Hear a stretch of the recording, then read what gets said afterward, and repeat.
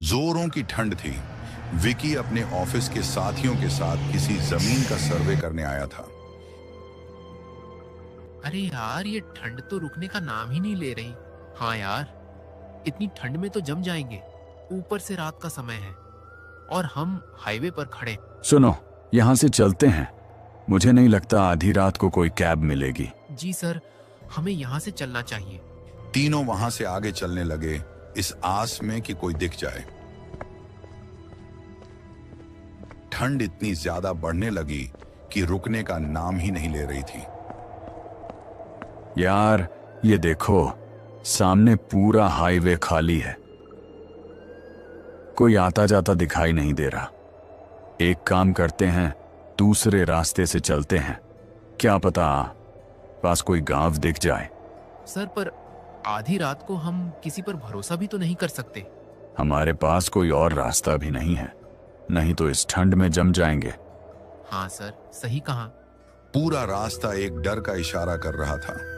उन्होंने ठंड से बचने के लिए हाईवे के रास्ते से न जाकर जंगल के रास्ते से निकलने का फैसला किया। उन्हें ये नहीं पता था कि उन्होंने बहुत बड़ी गलती कर दी है। यार, ये सर के चक्कर में कहाँ फंस गए। ऑफिस से पैसे मिलते हैं तो काम तो करना पड़ेगा ना। बस ही लेट उतारी है, अब इसमें क्या कर सकते हैं। हाँ, ये भी सही बोला। तीनों चलते जा रहे थे, बिना ये जाने कि ये रास्ता कहाँ जाता है। चारों तरफ जंगल ही जंगल, और ठंड तो मानो अपनी सीमा चरम पर छू रही हो। तभी दूर जंगल में एक घर दिखाई दिया, जहां एक इंसान आग ताप रहा था। वो देखो, वहां कोई आग ताप रहा है। चलो मदद मांगते हैं। तीनों उस घर की तरफ चलने लगे। उन्हें पता नहीं था कि अब उनके साथ क्या होने वाला है। ये आधी रात को कौन आ रहा है? उस व्यक्ति ने जैसे ही उन्हें देखा, उसके चेहरे पर एक रहस्यमयी मुस्कान आ गई। भाई साहब, हम विलासपुर गांव ढूंढ रहे हैं। बाबूजी, विलासपुर यहाँ से बहुत दूर है। आपको जाते जाते सुबह हो जाएगी और ऊपर से इतनी रात को जाना सुरक्षित भी नहीं है। क्या आपके घर में रुकने की जगह मिल जाएगी? क्यों नहीं, हमारा काम ही लोगों की सहायता करना है। आपका बहुत बहुत धन्यवाद। अरे भैया, आपको ठंड नहीं लग रही? इतने कम कपड़ों में बैठे हो। अरे बाबूजी, कैसी बात कर रहे हैं। जंगल में पले बढ़े हैं, इसलिए ठंड का ज्यादा असर नहीं होता। ये बारिश जैसा मौसम कैसे हो गया अचानक? ये जंगल है बाबूजी, यहाँ मौसम का कोई भरोसा नहीं होता। चलिए। बिना मौसम के इतनी भारी बारिश, मानो कोई जोर जोर से पूरे जंगल में चीख रहा हो। बाबूजी, ये मेरी पत्नी है। ये कौन है? ये विलासपुर का रास्ता भटक गए हैं। ऊपर से इतनी ठंड, मैंने कहा कि मेरे घर पर रुक जाएं। सुबह होते ही निकल जाना। आपने बहुत अच्छा किया इन्हें अंदर लाकर। दीदी, आपका बहुत बहुत धन्यवाद। अरे कैसी बात कर रहे हैं आप? ये तो हमारा फर्ज है लोगों की मदद करना। बातें ही करती रहोगी या मेहमानों को अंदर भी जाने दोगी? हाँ हाँ, ले जाइए।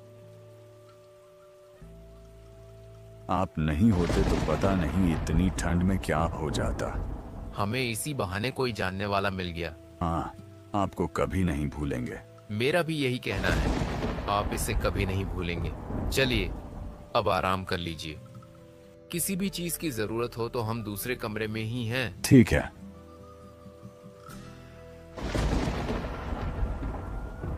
अच्छा हुआ ये भला इंसान मिल गया, वरना इतनी बारिश में हम कहाँ जाते। हाँ सर, सही कहा। ऊपर से ठंड और ये तेज बारिश। चलो अब आराम करते हैं, सुबह निकलेंगे। अभी तो बिस्तर पर एक ही आदमी आ सकता है। मैं थोड़ा लेट जाता हूँ। बाहर बहुत तेज बारिश हो रही थी।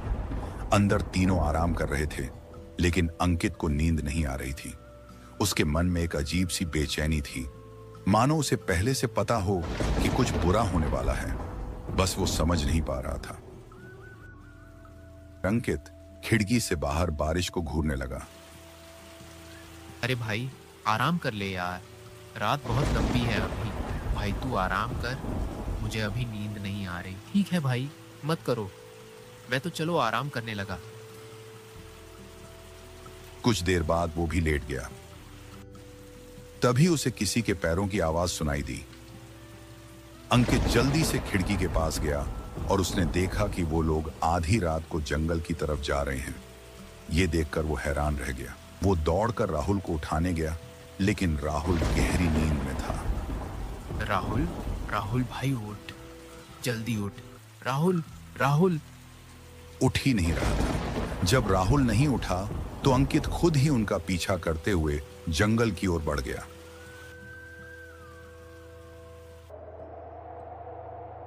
अभी तो इतनी तेज बारिश हो रही थी और अब बारिश भी रुक गई।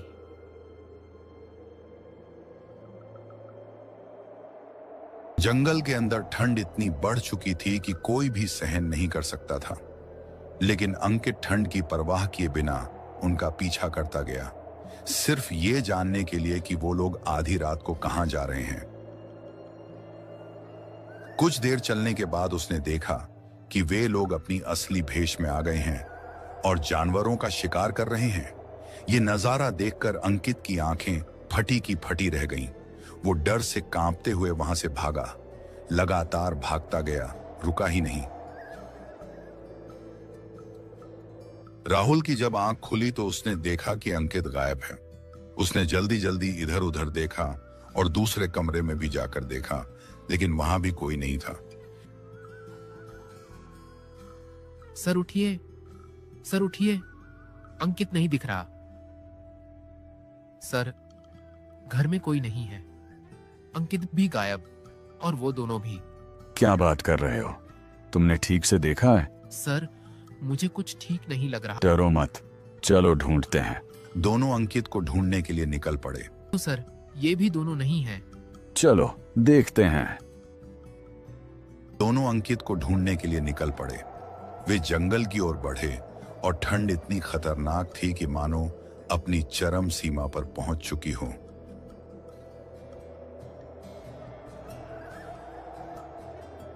समझ नहीं आ रहा, आधी रात को कहां ढूंढें? सर, हम हाथ पर हाथ रखकर नहीं बैठ सकते, हमें उन्हें ढूंढना चाहिए। सही कहा, चलो गांव की ओर चलते हैं, वहां किसी से मदद मांगते हैं।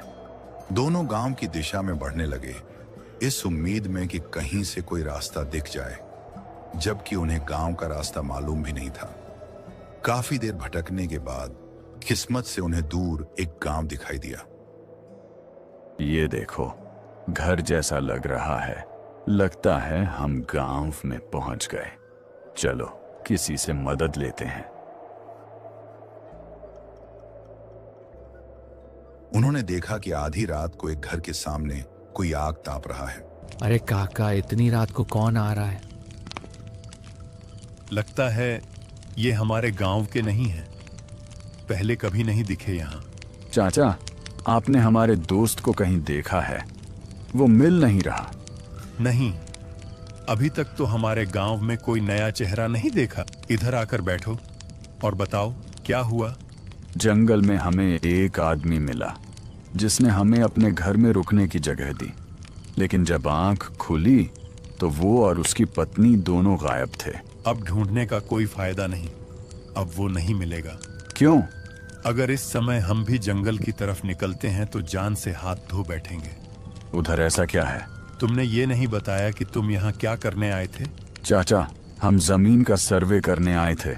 सोचा था जमीन लेकर वहाँ कारखाना खोलेंगे। कौन सी जमीन? वो डाक घर के सामने वाली जमीन। जो कह रहा हूँ ध्यान से सुनना। बहुत साल पहले इस गांव में एक आदमी रहता था। उसका नाम राजू था और उसकी पत्नी सुषमा। सुषमा अक्सर बीमार रहती थी और उसकी हालत देखकर राजू हमेशा दुखी रहता था। अगर तुम्हें ठीक नहीं लग रहा है तो चलो अस्पताल चलते हैं। इतनी रात में कैसे जाएंगे? जाते जाते तो अस्पताल सुबह हो जाएगा। अब कर भी क्या सकते हैं, चलना तो पड़ेगा ही। बीमार पत्नी को लेकर शहर की ओर निकल पड़ा। उसके गांव से शहर 500 किलोमीटर दूर था और उसके गांव में न कोई अस्पताल था।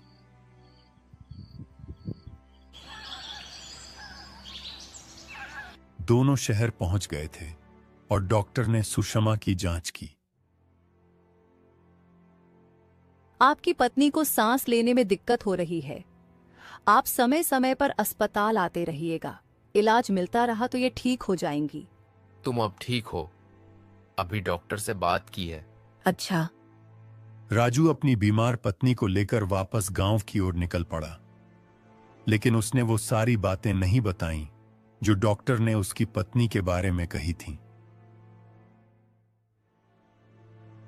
तुम आराम करो, मैं तुम्हारे लिए गरम गरम खाना बनाता हूँ। रहने दीजिए, मैं बना देती हूँ ना। इस हालत में तुम बनाओगी क्या? पहले ठीक हो जाओ फिर बनाना। राजू खाना बनाने लगा। दोनों खाना खा ही रहे थे, तभी राजू ने कहा, मैं खाना खाकर हीरालाल के खेत में काम करने जा रहा हूँ। आज नहीं गया तो काम से निकाल देगा। हाँ ठीक है, फिर कब आएंगे आप? शाम तक आ जाऊंगा। राजू कुदाल लेकर हीरालाल के खेतों की ओर जाने लगा। क्या बात, आज क्यों आ गया? आज भी नहीं आता। पैसे लेने तो समय पर आ जाता है। मालिक, घरवाली बहुत बीमार थी इसलिए नहीं आ पा रहा था। पैसे लेने तो समय पर आ जाता है। मालिक, मैं तो आपसे कभी पूरे पैसे लेता ही नहीं हूँ। जितना आपका मन करता है आप पकड़ा देते हो। निकलना है क्या काम से? नहीं ना, तो चुपचाप काम करने लग जा।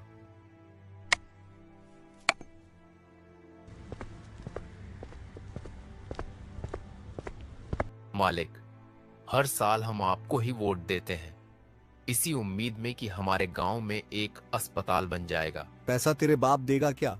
मालिक, गांव वाले कह रहे हैं कि आपको अस्पताल बनाने के पैसे मिल चुके हैं। अगर अस्पताल बन जाता तो मेरी घरवाली का इलाज भी यहीं हो पाता। हर बार मुझे उसे शहर ले जाना पड़ता है। अब तो डॉक्टर ने भी कह दिया है कि अगर देर हुई तो कुछ भी हो सकता है। मिले हैं तो सुन ध्यान से। मैंने ठेका नहीं ले रखा तेरे और तेरी बीवी का। अब निकल यहाँ से। बेचारा राजू उदास होकर वहां से चुपचाप निकल गया। मैंने मालिक से कहा था कि सरकार जो पैसे देती है उससे अस्पताल क्यों नहीं बनवाते, तो उल्टा बोलकर मुझे वहां से भगा दिया गया। वैसे भी अब तो मैं ठीक हो जाऊंगी कुछ समय बाद। हाँ, पर यहाँ के लोगों को भी तो जरूरत है। रात हो गई थी, दोनों सो रहे थे। अचानक सुषमा को सांस लेने में दिक्कत होने लगी। तभी राजू की आंख खुली। क्या हुआ? क्या हुआ? सांस थोड़ी थोड़ी आ रही है। तुम सांस लेने की कोशिश करो। राजू तुरंत आधी रात को अस्पताल के लिए निकल गया।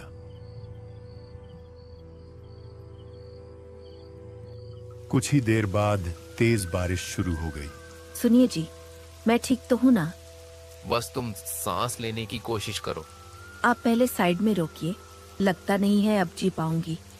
तुम्हें कुछ नहीं होने दूंगा, बस तुम सांस लेने की कोशिश करो। अब कुछ नहीं हो सकता। काश हमारे गांव में भी एक अस्पताल होता। तुम नहीं रहोगी तो मेरे जीने का क्या फायदा? हमारे पास अभी भी मौका है अस्पताल जाने का। चलो पहले उठो, अस्पताल चलते हैं। उसकी आंखों में आंसू थे। बेचारा चाहकर भी कुछ नहीं कर पा रहा था। बारिश रुकने का नाम नहीं ले रही थी। ऐसा लग रहा था जैसे आसमान भी चीख चीख कर रो रहा हो। अरे राजू, तू काम पर क्यों नहीं आ रहा है? वह किसी से कुछ भी नहीं बोलता था। दिन रात सुषमा को याद करता रहता था और सोचता था, काश उनके गांव में भी एक अस्पताल होता तो उसकी पत्नी बच जाती। कुछ समय बाद उसने जहर खा लिया और दुनिया को अलविदा कह दिया। इससे पहले भी जो आया था वो भी मारा गया था।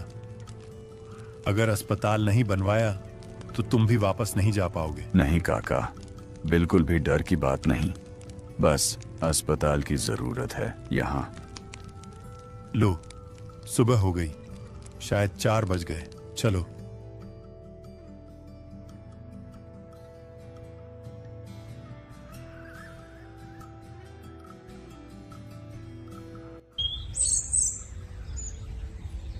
इसी घर में हम रात को रुके थे। चलो अब अंदर जाकर देखते हैं।